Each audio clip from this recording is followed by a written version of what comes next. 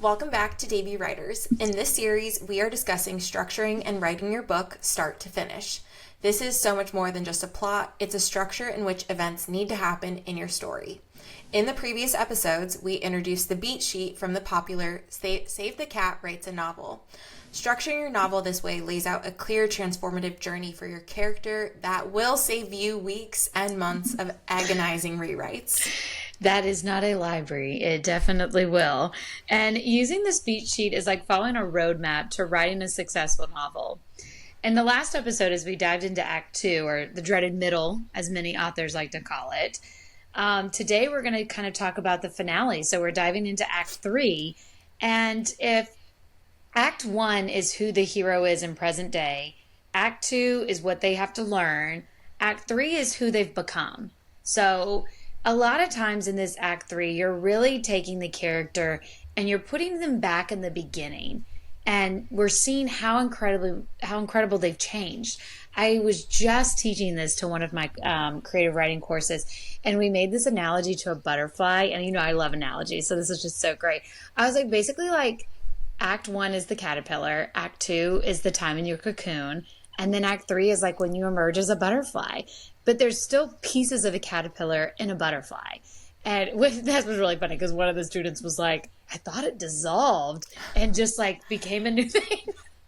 It's totally gone. That is not how that worked. I'm like, what are they teaching you in science?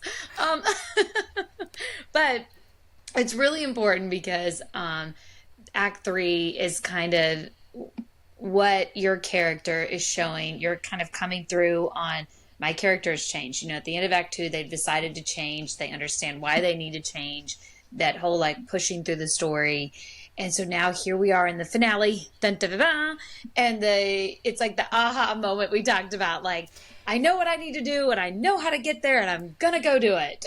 Right, because in Act 2 they had potentially like false wins. Mm-hmm. It wasn't the actual solution. So now we're about 80% of the way in, and we have that aha, the real solution. We know what the fix is. We know where we need to go. I know who I am and I know what I need to do. Yeah. And the big thing with this is you go into that, Birdie says it's the 5-point finale, right? And Saves the Cat Writes a Novel. It's this other like little mini structure to end your book. And she represents it as the first thing is the gathering of the team. So again, this is your B characters, that B story, all those helper characters that you kind of put into place. They're all coming together now, you know, and like, we know what we need to do. Here's the plan. They execute the plan. Characters sacrifice themselves so the MC can make this plan happen. It totally falls through. And when I was just teaching this to my students, they're like, again? Like, they gotta fall again? And I'm like, yes, but here's the thing, like, they've said they're going to change. They know that they've changed, but they haven't actually shown the reader that they've changed. And so that's why there's this one more like tiny little pitfall. There's this, she calls it the high tower of surprise, where it's like the plan doesn't work. There's that twist, there's that catalyst. Like my son and I are rewatching The Hunger Games, which is like one of my favorite series. And, you know, in the first episode the first series, when Katniss, you know, they've won the games. It's over. Her and Peeta have won together, and they're like, just kidding. Somebody still has to die. And it's like, what? It's like, that's the moment. That's the high tower of surprise. And it's like, you know, Katniss has to then show that she really is a different person, that she's not going to kill Peeta. She's not going to allow Peeta to kill her. Like, she's finally realized how to beat the game. And she shows that by saying, hey, we're both going to eat these berries and you'll have no champion. So it's like she is showing now that change, showing now that growth that she went through in that story. And so that's what the whole point of this kind of little mini 5-point finale is. So they have to dig deep down, and then they have to execute the new plan, which they win. They finally, like, this is for real this time. They succeed. Everyone, like, I promise you, this is the true win. It is. This is the feel-good moment that everyone's been waiting for. You've gone through the whole roller coaster, and here we are. The Hunger Games is a really, really good example of this third act played out so well. Mm-hmm. And she uses the Hunger Games a lot in the book. Yes, she does. She refers to it a lot. And then when we talked about Act One, we talked about that opening scene, right? And how incredibly important it is. And so now here you are at the final image. And this is something we talked about when we were talking about Act One, is how I never knew this. But once you know it, you start seeing it so frequently, you're like, oh, yeah, I never picked up on that. But that final image has to mirror that beginning image. So you have like your before snapshot. Now this is your after snapshot, showing your character very clearly how they have changed and transformed, most likely even in the same location. Like with a lost woman, like she's, the big moment is we're coming into her living with her mother. Her life is just like completely torn apart. She has to go take care of her abusive mother who's dying at this decrepit, depressing home.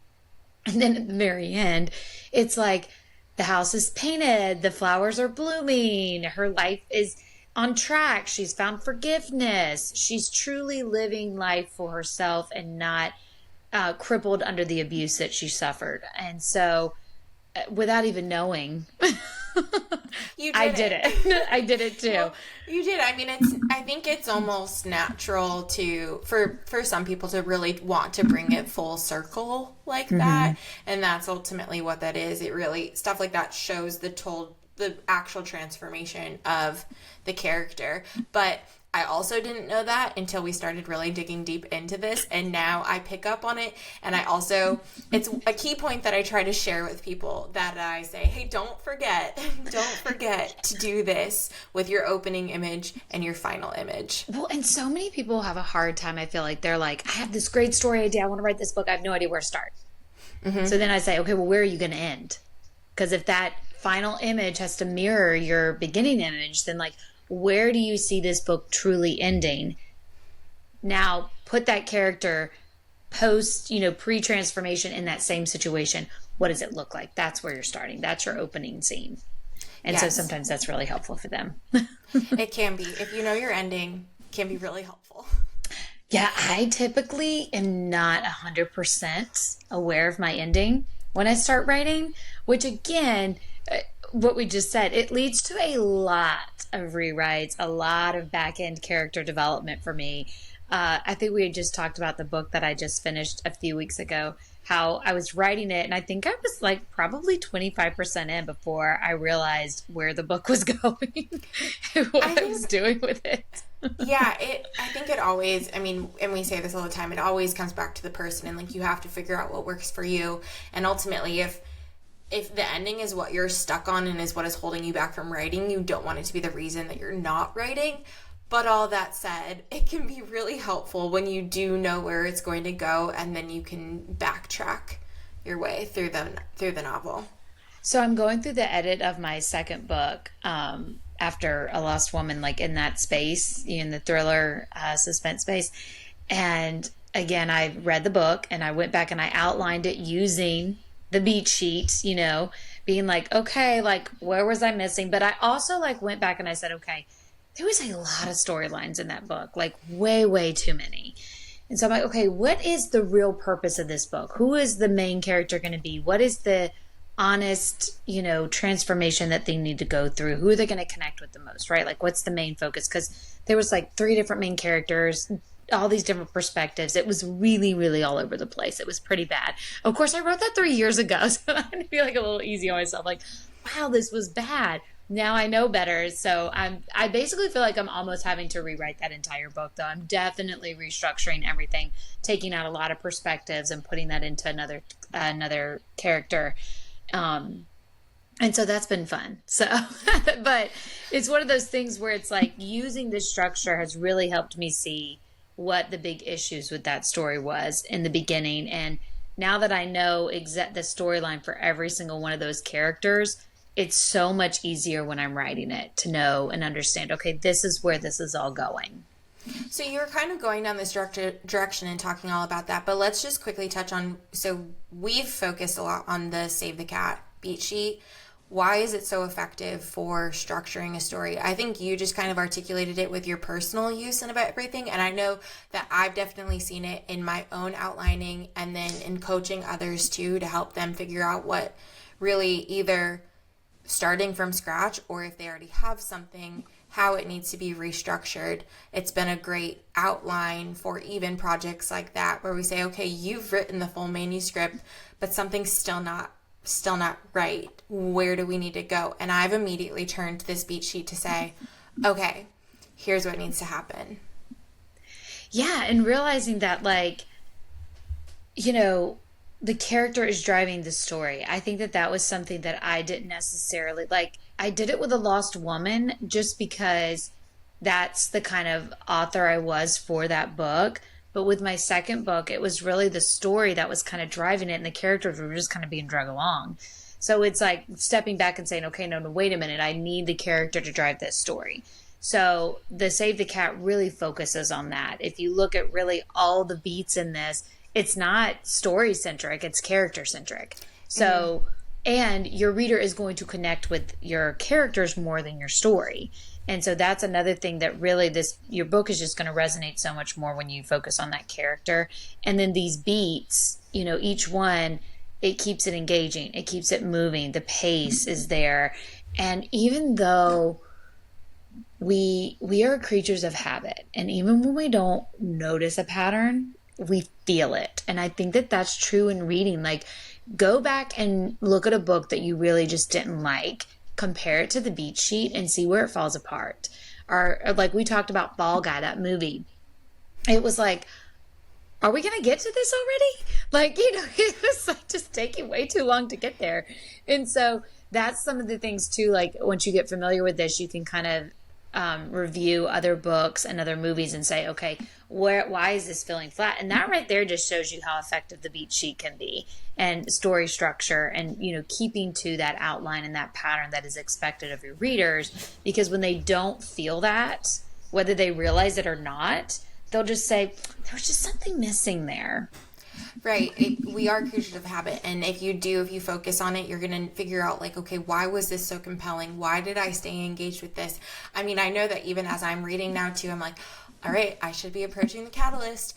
Okay, we're almost to midpoint. What's going to happen? So it kind of even makes it more fun, but a well-rounded story like that, you're going to be able to pick up on all of those points.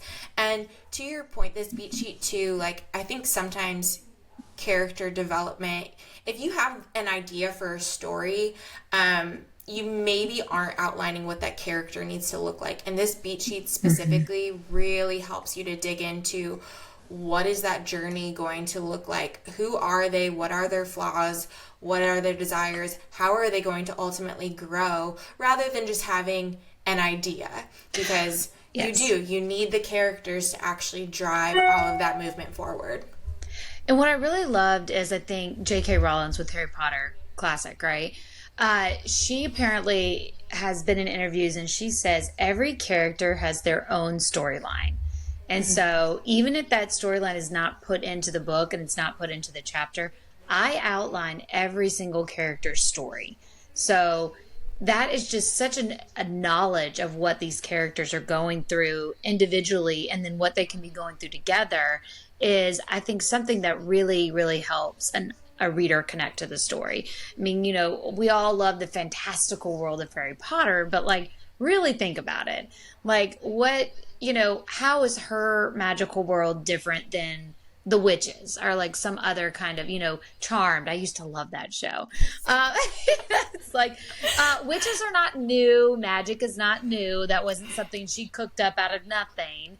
So it's like, so what about that story resonated? What about that story made it so incredibly, incredibly popular? And I think, honestly, you go back and you see those characters, and you see the story and what Harry's put through and how relatable he is. So again, with this beat sheet, I think what makes it so successful is it's so character centric. And same with the emotion. Like, when you're plotting it, yeah, if you follow this, it's like, here's the tension, then here's the relief, then here's the revelation. It's like, it's you've got this progression of emotion. And if you're a writer, hopefully you're also a reader, and that you recognize that with the things that you read, that you stay engaged with something because you feel the different emotions. The ones that fall flat are just, they're so static, and they stayed one note and one level the whole time. But you really do need to strategically plot out, okay, when are certain things happening? When are we, going up in terms of emotion and tension? And then when is there that relief? How do we get to all of that? And this beat sheet really does a really great job of helping you figure out how to time those, because the timing does matter for that. Yeah, and so like that fun and games, it's all like that's providing that enjoyment, kind of that back and forth, and you're just like getting into the story, getting, figuring out what it's all going to be about. And then you hit that midway point. It delivers like the high stakes, the big twist, and then the finale. Again, you're still in high stakes with the finale, and then you've got this resolution. And so it just, the emotion just pacing, it keeps building, and the reader will get more invested into the characters, because again, like you're saying, you're pulling on all those emotions. Think of it like some songs can make you cry, right? What is it about that song that makes you cry versus the song that you just heard that you were like, oh, okay, that's a fine song, whatever. It pulls on your emotions. It makes you think of something. It makes you feel like that gut punch of like, oh my God, what if that did happen? Or like, what if, oh my God, I remember that about that point in my life, or feeling that way at that one point, or gosh, I know what it feels like to be heartbroken. I feel you. It's like, I listen to a lot of country. I don't know if you can tell, but I really do love rap, but it's frowned upon with small children in the car sometimes. So Occasionally, but occasionally. So country's mostly clean. So I can blare that in the car with the children. But so it's emotion. It is, as is everything. I mean, you think about that even we'll get into it later, but like marketing your book and everything, people are going to want to know about the emotions. What can they expect? What tension is there? It's all about the emotions. The other great thing about Save the Cat and this beat sheet, and the reason we've just like talked about it for these episodes so far, is because you can really adapt it across genres. And if you've picked up the book or read it yourself, then you see the other stories that are analyzed in that it's really a solid range. I mean, you've got the Hunger Games, like we've talked about, the Kite Runner, like just a range of different types of stories. So it's really easy to adapt. Grapes of Wrath. She even touches on that one. Oh my gosh, it goes way back. Been a minute since I read that one. But you can really adopt it and apply it to whatever your genre is fairly easily, which I think is really, it makes it just an excellent tool for all writers, but especially for new debut writers, a really, really good tool to start. I think another thing is it's super user-friendly. I mean, it's really, especially by the way, as we promote this book, there is nothing behind our promotion. Hashtag not sponsored. We are not sponsored. We are open to sponsorship, FYI. But this is not sponsored. We just absolutely love this book. We treat it like the Bible for our writing.